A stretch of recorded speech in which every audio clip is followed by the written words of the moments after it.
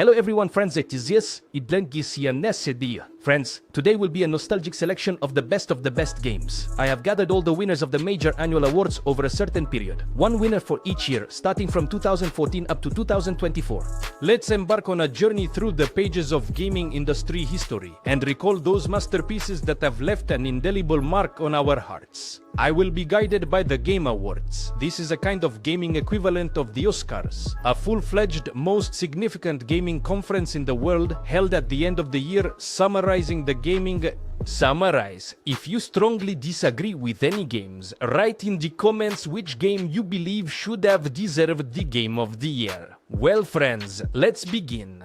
The year 2014. The game of the year then was Dragon Age Inquisition. Probably Dragon Age Inquisition is one of BioWare's most ambiguous and controversial games. Some people hate it for the open world and call it a pseudo-MMO. Some love it for the story, dialogues and characters. This year was dead in the gaming industry. No, good games were released, but there were almost no true masterpieces. Inquisition didn't face particularly strong competitors. Let's be honest guys, the nominees included games like Bayonetta 2, Dark Souls 2 and Hearthstone. Middle-earth Shadows of Mordor. So, it won. But is this deserved? Well, I suggest you decide in the comments. In my opinion, it's not really deserved. I would probably prefer Middle-earth Shadows of Mordor. Or one of the best card games, Hearthstone. But that's just my opinion. A little about the game, it's a large-scale RPG. The action takes place several years after the end of Dragon Age 2. A new war has begun between mages and Templars, and the main character, the commander of the Inquisition, must decide not only this problem, but also stop the demon invasion, deal with palace intrigues and his personal life. The Inquisition mixes gameplay features from the first and second parts, bringing fresh. The relationships with companions here return to the canons of the first part, while the combat system became close to the second. The abundance of side quests and the size of the locations in this game are truly impressive. To complete the game at 100%, it takes no less than 200 plus hours. The year 2015. Game of the Year goes to The Witcher 3 Wild Hunt. The Witcher took the main award quite deservedly. Well, maybe only Fallout 4, Rise of the Tomb Raider and Bloodborne could compete with The Witcher for the top spot. But in my personal opinion, The Witcher is the game of the decade, not just year. The game turned out to be so masterful and revolutionary that even now very few projects have reached its level. The Witcher 3 is so well known that almost everyone has probably heard of it, even those who are not interested in games at all. The Witcher 3 became one of my favorite games. In my opinion, one of the best games of all time. The story here is amazing. It's long, meticulously detailed, with well-defined characters and not without heart-wrenching moments or epic battles. Scenes. It is a perfect continuation not only of the previous games but of the entire Witcher saga as a whole. Its graphics were already stunning in 2015, but now, with the next generation update, they have become much better. But that's not true.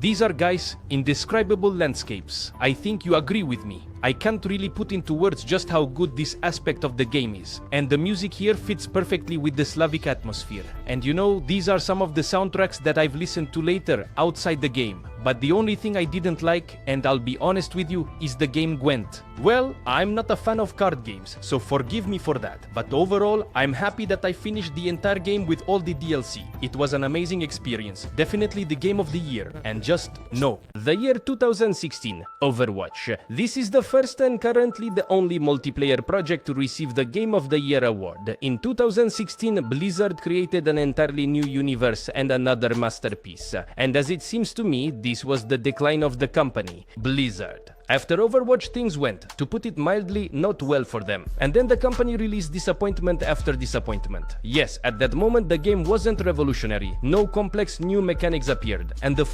success was quite simple. Citești, 2 teams of 6 people compete for a moving valuable payload, capturing points and key, on positions. But the simplicity is very deceptive. The game had an enticing balance between mastering one character and the desire to try something completely new. There were wonderful colorful maps from industrial areas to Japanese temples. It was generally hard to tear away from the game. Every new battle was a real spectacle. But then the second part of Overwatch was released. Blizzard, who in pursuit of money sold their soul, morals, and everything possible. An attempt to insert an agenda by changing the character's history, following global trends, and finally changing the name of Old McCree. But this is a maximally dismissive attitude towards its audience, and much more simply destroyed. Yes, you can still play it now. Yes, it's quite lively and enjoyable, but the game is dying. Slowly but surely it is dying, and I don't even know what it takes to revive it. Okay guys, enough about the sad stuff, but I would put Overwatch in second place, because a multiplayer shooter, in my opinion, doesn't fit into this category at all, and I would give the Game of the Year to Uncharted 4. Uncharted is an example of a benchmark adventure action blockbuster. Here, I dare say, are the best directed scenes in the industry. Chases, fights, shooting, parkour, puzzles, and all of this is skillfully interwoven, not giving the player a moment to get bored. And the visuals in the game are beyond praise. Stunning views. You constantly feel like taking screenshots in this game. The graphics for the year 2016 are truly was amazing. And once people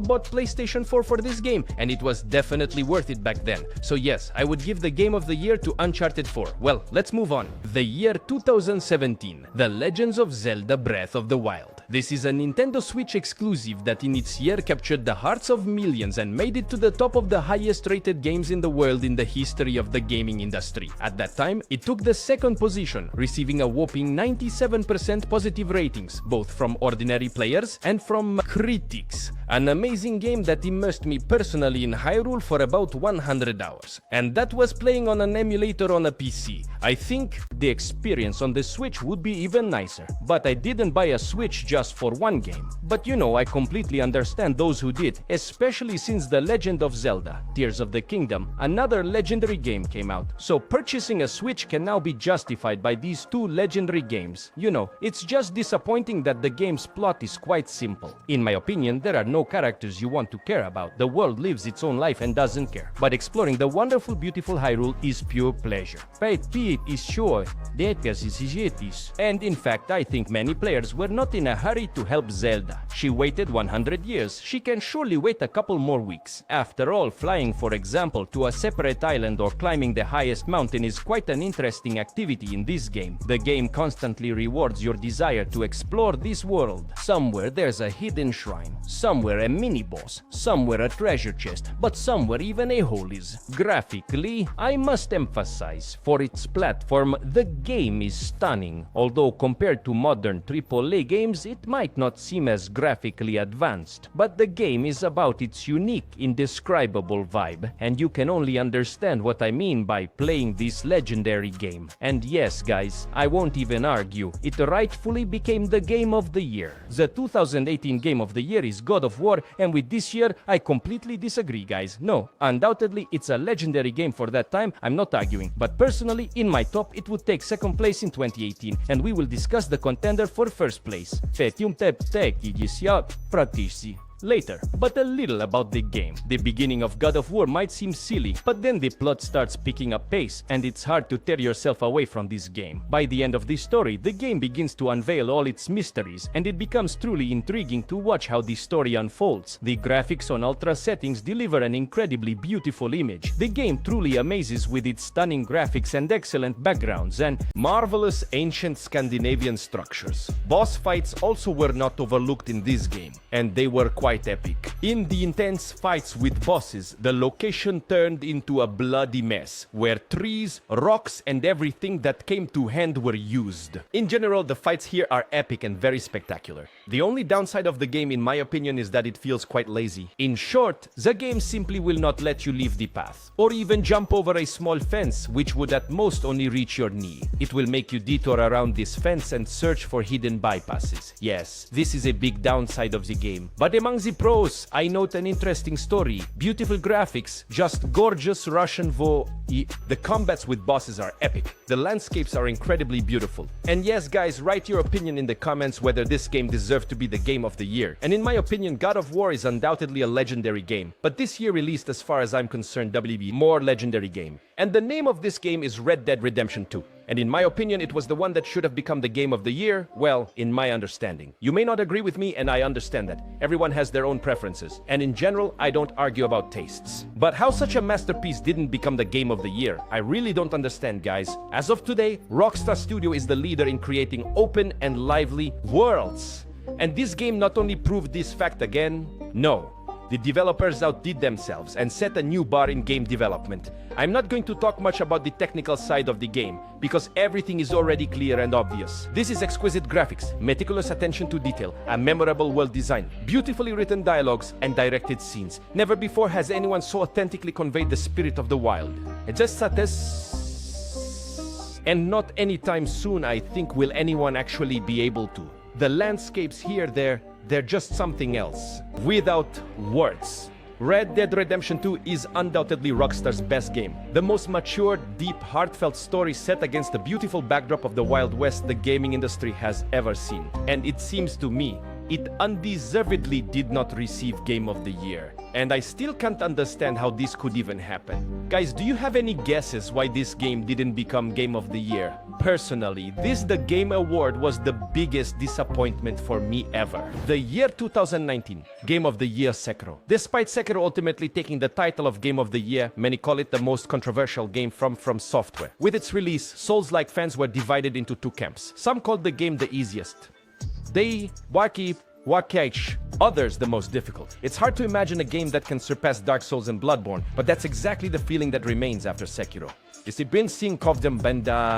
Sekiro is a game that I really loved. It has a lore that is pleasant and interesting to explore, wonderful boss battles that take your breath away, bringing not only suffering and pain but also an incredible feeling of euphoria from victory. A very beautiful world, every corner of which you want to keep exploring. And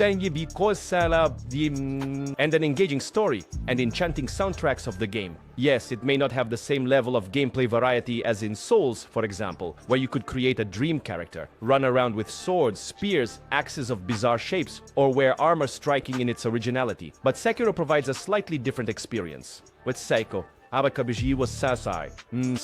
is about the clashing of swords in fierce battles with the swordmaster. It's about the freedom and agility of movement. It's about cunning in battle. And ultimately, it's about the path of a warrior relentlessly moving towards his goal, despite all the obstacles in his way. Guys, I also wanted to say a few words here and make my adjustments. This year turned out to be quite controversial in my opinion, because there were several good games this year that I think could also comfortably compete for Game of the Year. And I would like you to decide for yourself which game you would prefer in 2019.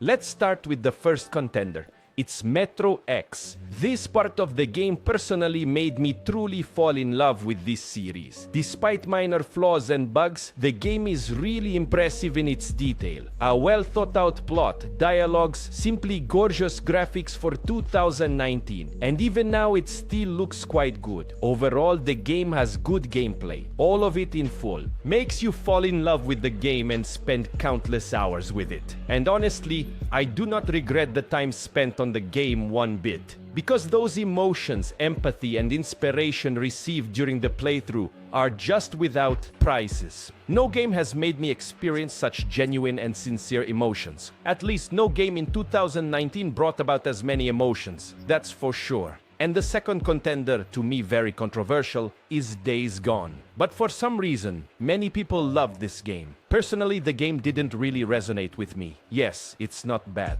I'm not arguing, but I feel it doesn't quite reach Game of the Year status. Again, tastes differ, but in the comments I often saw people upset that I make game rankings without Days Gone. Well then, here is your chance to write your opinion about this game. Did this game deserve to become the Game of the Year in 2019? You have the right to decide which game should have rightfully been the Game of the Year. In your opinion, guys, should the Game of the Year have been Metro Exodus, Days Gone, or did Sekiro deserve to be the Game of the Year? Write in the comments. It will be very interesting to read your opinions. The year 2020, the Game of the Year, The Last of Us 2, and the only competitor to The Last of Us 2 was the game Cyberpunk 2077. But let's remember, guys, what the game was like at launch. Underdevelopments, terrible optimization. Well, simply put, the game was very raw, and that's putting it mildly. And in my opinion, the game only revealed itself in the year 23 with the release of the DLC Phantom Libre, Sabejingshi, Wonisin, and undoubtedly, if this game had been released in this form in 2020, it could have easily competed with The Last of Us 2,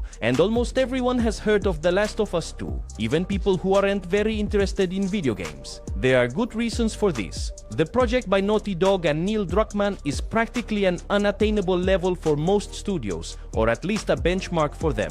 In my opinion, it fully deserves the Game of the Year award. Yes, it contains all the necessary elements needed to win an Oscar these days. If you know what I mean, guys, I'm talking about agendas in case someone didn't get it right away. But no matter how anyone feels about these things, they are not the main focus and don't run as a thick line through the entire game. Busy. Overall, it personally didn't trigger me at all and didn't catch my eye. For me, it became a continuation of the same story with the beloved heroes. Yes, the story is heavy, dramatic, and very rough. And Teinato sun tompra, Oshania Tiesent, a masterpiece like The Last of Us 2, in my opinion, can be forgiven all its flirtations with modern trends just for that one episode of Ellie and Joel's visit to the abandoned museum. What a touching moment that strikes deep in the soul. Like many other episodes in this game. And let's not forget, guys, that there are no perfect games, and that's normal. The Last of Us Part 2 manages to make the hours spent with it fly by. It was noticeable, and the story played on the heartstrings, making you feel and empathize with what was happening. Definitely, this is the Game of the Year. The year 2021. Game of the Year, It Takes Two. Cooperative. Year, and probably the best cooperative game in general of all time. So profound that, importantly, I have never encountered such interesting and engaging interaction between players anywhere else. 100% of the time spent in the game will never be forgotten, especially in good company. You know, I only regret one thing, that I ignored the game until it got the Game of the Year nomination. From the outside, it might seem like just a regular game for kids, and how could it become the Game of the Year? Well, many have this reasonable question. However, that's absolutely not the case. One can confidently say that every adult will enjoy this game. At times, you are amazed at how the developers maintain the concept. Subtitles by Dima Torzok.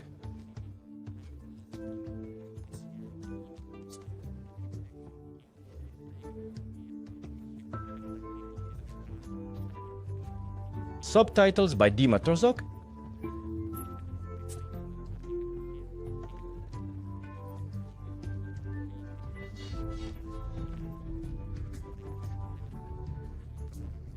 Subtitles by Dima Torzok.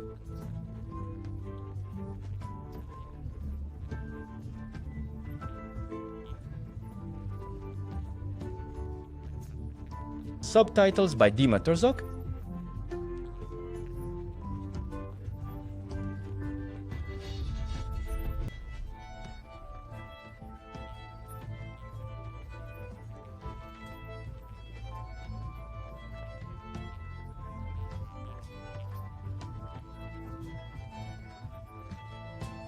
Year 2022.